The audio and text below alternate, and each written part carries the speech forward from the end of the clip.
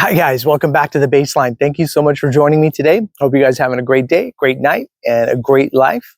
So, you guys ever buy something and the minute you drive off the lot, your stomach just drops?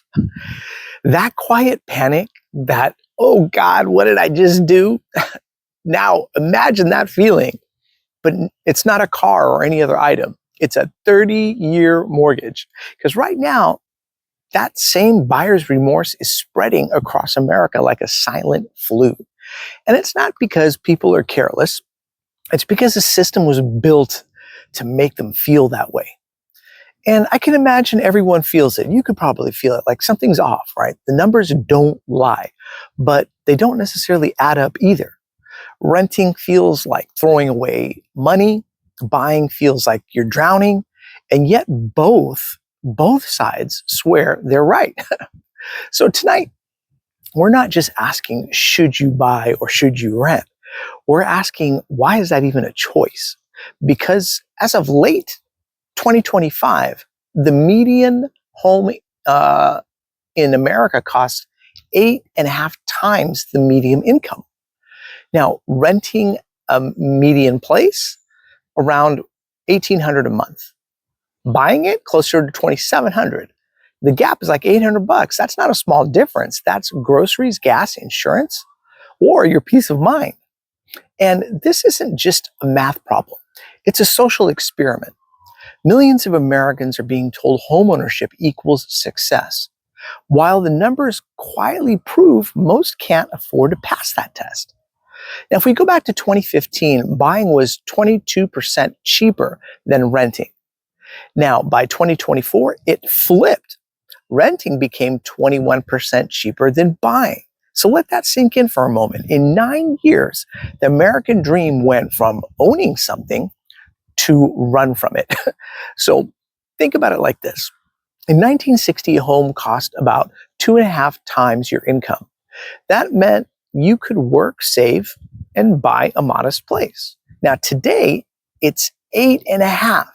So that's like the economy handed you a ladder, then raised the roof 3 stories higher. Builders aren't helping either, because in the 1970s, nearly half of the new homes were small or mid-size, 2 or 3 bedrooms. Now, fewer than 10% are. We're building bigger houses for smaller families, because that's where the profit margin actually lives. The average American doesn't need a 4-bedroom McMansion, but Wall Street does. Why? Because the game changed. Homes stopped being shelter and started being financial products. That's why builders don't care about starter homes.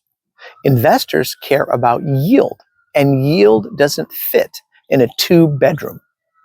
It's like going to a diner and ordering a sandwich, and the waiter says, "Oh, sorry, we only sell steak dinners now." You're not too fancy to eat. The menu just stopped serving people like us. Now, look at the data.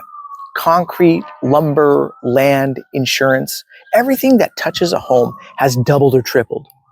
Builders want to build cheaper homes, but the system punishes them for it.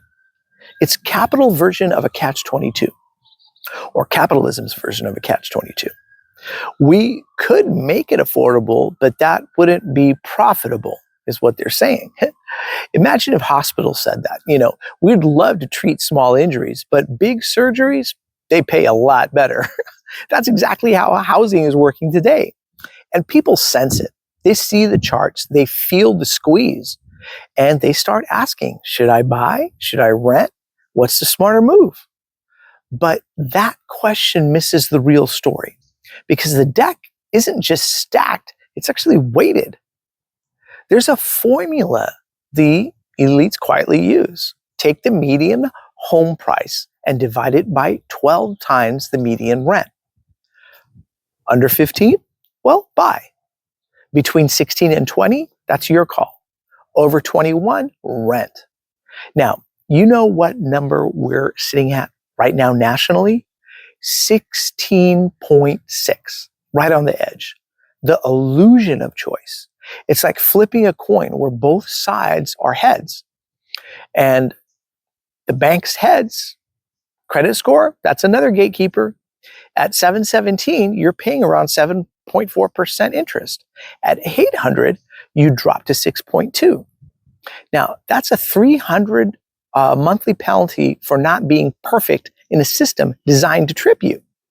Picture a casino where the house gives you the worst odds until you prove you're a millionaire, then calls it fair.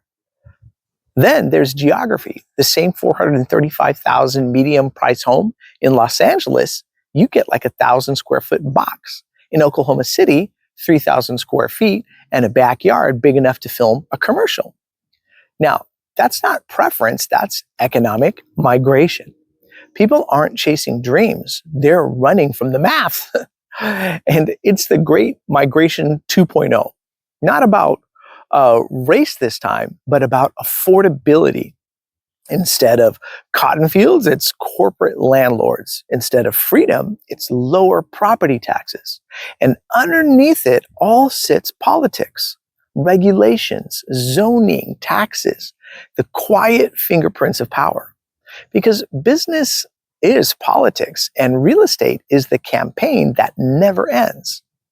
Now, you know your system's broken when tornado country, Oklahoma, has higher insurance premiums than earthquake-prone California.